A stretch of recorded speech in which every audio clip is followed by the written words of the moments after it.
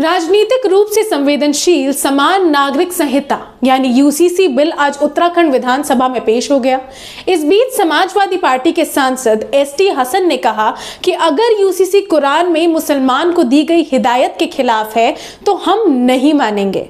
अगर कुरान के हिसाब से है तो हमें कोई एतराज नहीं। 2022 के उत्तराखंड विधानसभा चुनाव में भाजपा ने इस बिल का वादा किया था और अब इसे पेश किया गया है।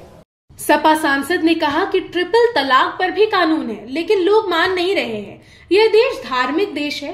हिंदू भाई अपने धर्म से जुड़े हैं, उनके अपने रीति रिवाज है। मेरे यहाँ निकाह होता है, मेरे यहाँ दफन किया जाता है। हिंदू में शादी होती है, वहाँ जलाया जाता है। अगर हम दुनिया के मुसलमान को कुरान को अल्लाह का कानून मानते हैं तो हम कुरान को ही फॉलो करेंगे।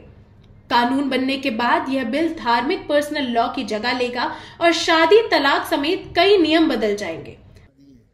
हम उसे फॉलो करते हैं और आज़ाद हिंदुस्तान में 76 साल से कर भी रहे, किसी को कहीं कोई परेशानी नहीं है।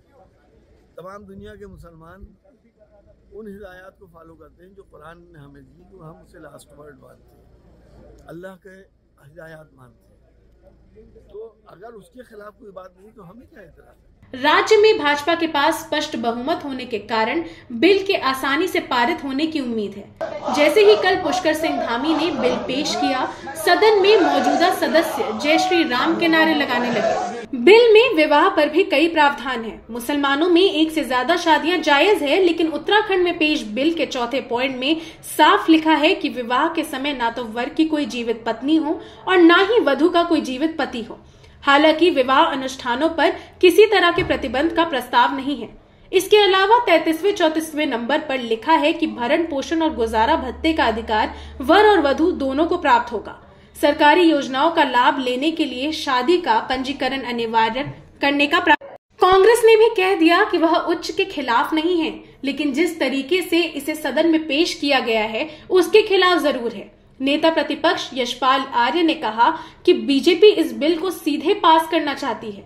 कांग्रेस विधायक ने कहा कि हमें पर्याप्त समय नहीं दिया जा रहा है जिससे हम इसे पढ़कर अपनी बात रख सके।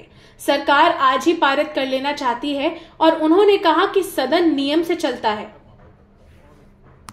आज उत्तराखंड विधानसभा सत्र की कार्यवाही का दूसरा दिन है। सदन की कार्यवाही शुरू होते ही 2 बजे तक के लिए स्थगित कर दी गई थी। नेता प्रतिपक्ष यशपाल आर्य ने यूसीसी बिल पर आपत्ति दर्ज कराई। उन्होंने कहा कि सरकार यूसीसी के ड्राफ्ट को तुरंत लागू क्यों करना चाहती है। विपक्ष ने इस ड्राफ्ट को पढ़ने का समय मांगा है, जिसके बाद विधानसभा अध्यक्ष ने 2 बजे तक के लिए कार्यवाही को स्थगित कर दिया था। अब देखना यह है कि क्या विपक्ष का सवाल जवाब खत्म होगा यूसीसी पर और इससे उत्तराखंड में क्या बदलाव आएगा। आपका इस पर क्या कहना है, कमेंट कर जरूर बताएं।